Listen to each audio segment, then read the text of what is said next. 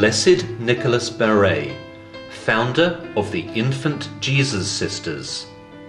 In 1621, Amiens, France, children of the poor were left to their own devices on the streets. They wandered around aimlessly looking for food and excitement. Without knowing it, they were looking for something more, for love, even for God. They were constantly creating trouble, and nobody seemed to care enough to do anything to help them. It was into this world that a little boy was born on the 21st of October, Nicholas Barret. Nicholas was baptized on the 17th of December in the parish church of Saint-Germain. His father, a clothing merchant, was a good man, very concerned about others. Shall we share this cake with the family down the road? Oh yes. Can we go now? Of course, but make sure you behave yourselves and don't be late. Nicholas, where are you? I think he's saying his prayers at the moment. You're lucky to have such a good son. His sister Louise also had a deep sense of God. Later, she was to join the Minim sisters in Abbeville. Louise, I'm going to church. Do you want to come? Hey, that's Nicholas Barret. They say that his sister was cured when he prayed for her. Yeah, he really loves that sister. When Nicholas was 10, he became aware that God might be calling him. Lord, show me what you want me to do. He could have entered with the Jesuits since he had been at their school, but he chose the Order of Minims. Nicholas, I want to congratulate you. Your essay was excellent. It's not often that the rector says something like that. Father, I'd like to join your order. Nicholas, do you know that as well as the usual 3 vows, we take a vow of perpetual fasting? Think about it seriously. 31st of January, 1642, at the monastery of Charlotte in Paris. Lord, I want to give myself to you entirely, unconditionally and forever. 1654, in the library of the Minims in Place Royale in Paris. Look, Father Barret has classified over 15,000 books and got them shelved, and he has a constant stream of visitors. It amazes me how he can be so welcoming after he has been up the whole night in prayer. I'm afraid he'll ruin his health if he keeps going at this rate. 1657. Father Barret did in fact overdo it and had to have a 2-year break in Amiens. Lord, help me to do everything for the love of you. 1659. Nicholas was appointed to the Minim monastery in Rouen. This has since become a Benedictine monastery. Go where you are sent as if God himself were sending you there. I'm worried about my son Louis. He has really gone off the rails. You should send him to Father Barret. He'll help him to sort himself out. He has a tremendous gift for people. You should see the crowds going to confession to him.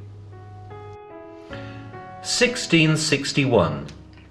Anne Corny, Marguerite Lestock and Madame de Granville are moved by the plight of the children of the poor.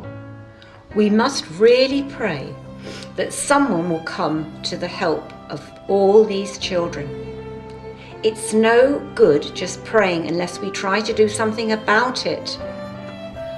Why don't we ask Father Barret what we could do?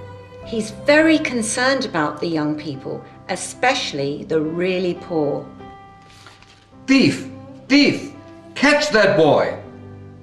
Look at those good-for-nothings. Those children have never had a chance. Lord, what can I do for them? Who will show them even a little love?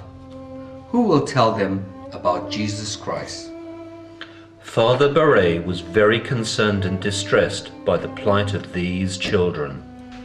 Meanwhile, in their castles and manor houses, the wealthy were enjoying the good life. It was fashionable to attend church and to listen to sermons, but it stopped there. Although he was rich, Jesus became poor to save us. Whatsoever you do to the least of these, you do to me. One night there was a great ball given by Madame de Malefeu. Madame, there's a man at the door, frozen with the cold. Shall I let him in? Not now. Later on, we'll see. The following morning, Madame, that poor man has died in the stable. Oh, good Lord! Oh, Lord, what have I done?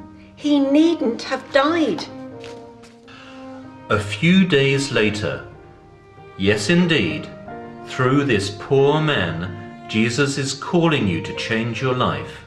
Father, I'll make a start by sharing my goods with the poor, and I will help in the workhouses. Father Barret felt a great urgency to provide education for poor children. One day, in Madame de Grandville's house, while he was talking to Marguerite Lestoc, the idea came of getting a group together to train them for this work.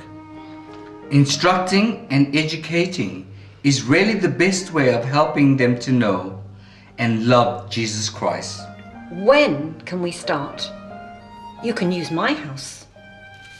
1662, Marguerite Lestoc and François Duval go to Sotteville to instruct the children there. I feel a real love and concern for these poor children. Tell me what we must do to prepare for the sacrament of confession. Before going to bed at night, look over the day. Ask the Holy Spirit to help me, and when I go to confession, I talk to the priest about my life. I thought this bread would help out with the children. Would you like me to get a carpenter to fix up a bed for the children? 1663, the sisters went around to the houses to give instruction to the people. You've given my daughter a great start in life by teaching her to read. And I can add as well. I am delighted you have prepared her so well for her first Holy Communion. I'd love to know more about God myself. Would you like to come to our Sunday class then? There was such a huge crowd in our parish for religion class this week. You'll probably have to knock down the walls, as we've had to do in our parish, to have enough space. Father Barret wanted them to provide poor girls with the means of earning an honest living by setting up trade schools. I'd go to the end of the earth to give girls this chance. You could make a wedding dress for yourself in school. Could I earn some money as well? Sister, I was able to sell the handkerchiefs I made in class last week. I'm sure your parents were delighted with the extra money to help out in the home. I want to learn to make shirts for my brothers. Their old ones are in rags. 1666, the beginnings of the Institute of the Sisters of the Infant Jesus. Father Barret had a strong desire and inspiration to form a community, so he called together the women who had been working under his guidance. Do you want to live in a community relying on God's providence without any security for the future? Yes, we are ready and willing. Sister Margaret, Father Barret is due to come tomorrow evening to give us a talk. Do you remember what he said the last time about Jesus sharing our lives when he came on earth? Yes, and how we too should share our lives with the poor. For us God became man, even a little child, to be near those who are small in this world. This is what we call the mystery of the Incarnation. Father Barret reached many people through his letters as well as through his preaching. Praise be our great and adorable Master for everything. Live constantly in the presence of God. Whatever happens, be always in peace and place your trust in God. Don't lose heart over your faults and failings. 1669. After some time, Father Barret asked the first sisters if they would like to commit themselves formally to continuing the work already begun. A document outlining the demands involved was signed by 43 of the first sisters. I have read the document carefully, and I sign it most willingly. We want to rely completely on God's providence and be like the apostles who are free to go wherever they were sent. Your sole aim is to make Jesus Christ known and loved. The remarkable enthusiasm and zeal with which the sisters carried out their mission came to the attention of more and more priests throughout France. I wonder if our parish priest is asking Father Barret to send some sisters to our parish. I hope so. Everyone is talking about what they are doing in other parishes, and not only with children. Sisters, thank you for coming to Reims. I know you will give the children a good Christian education. We are delighted and happy to be coming to work with you in your parish. I heard from Reims that the number of schools is growing very fast. And to think that these parish priests were so much against us at the beginning. Actually, I was just coming to ask you about some sisters for my own parish. The sisters lost no opportunity to go out among the people and to involve them in their work. Will you be there to help with the classes on Sunday? Yes, of course. We'll be over tomorrow to prepare them with you. These sisters are extraordinary. Their way of explaining the sacrament makes a lot of sense. I now look forward to going to Mass. I liked what they said the other week about prayer of the heart. I've tried praying like this, and I have a greater sense of the presence of God now. It seems that Father Barret is going to be recalled to Paris. Don't take any notice of that. The government officials won't let him go. I know someone who will contact the Minim Father General to stop it. No, I won't ask to be left in Rowan. But Father, what will we do when you're no longer here to direct us? Ah, I know. That is what you've been trying to tell us about, really trusting in God's providence. 1675. Father Barret leaves Rouen, having been asked to return to the Minim Monastery in Place Royale, Paris.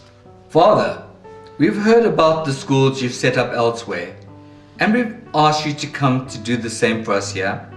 My first reaction is no, as I've been asked to come here as a preacher, but I assure you, I will give it some thought. We have something else to do besides opening schools for the children of the riffraff. Who does he think he is anyway?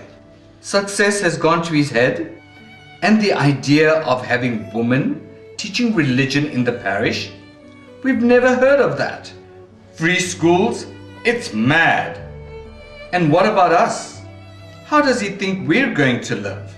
I'm not a bit worried. The bishop has approved of our type of school. These schoolmasters charged fees and felt their livelihoods threatened by free schools.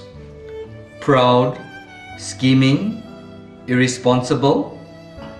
Lord, I can't see clearly anymore.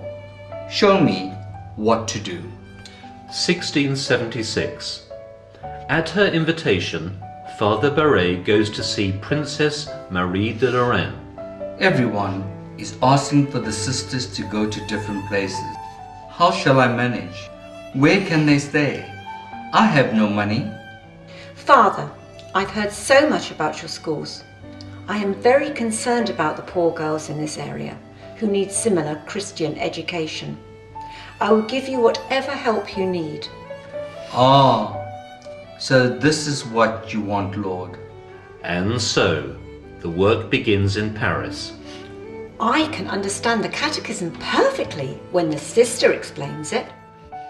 She doesn't use big words, And she gives lots of examples. You can see that God means so much to her. She makes me want to be like that too. Jacques, Marie wants you to come and say her night prayers with her. And Dad, will you come to Mass with me on Sunday? Sister Hare is to leave Rouen and come to Paris as soon as possible. Once more at Marie de Lorraine's house. What is happening in Paris is very good, but we mustn't forget the country areas. They are in such a bad way there. The young mistresses need thorough training. Yes, I've got a house in St. Maur Street, and I'm thinking of opening a training school for them there. The same as Rouen? That's marvellous. Sister Hare, I'm asking you to be in charge of this project, to coordinate the work of the sisters and to see that they are properly trained for it. I see this as an opportunity for service, and I accept. I will do what I can to help them, to love the poor and deprived. 1678, St. Maur Street. Is this the house you were telling us about? You could ask Madame Delaran, and she would buy it for you. No, it's not possible for us to buy it. We'll rent it. The formation that Father Beret had given to the First Sisters, together with their experience of life in the schools and in community, became the basis for the first written rule of life for the Institute. In the years that followed, the sisters responded to enormous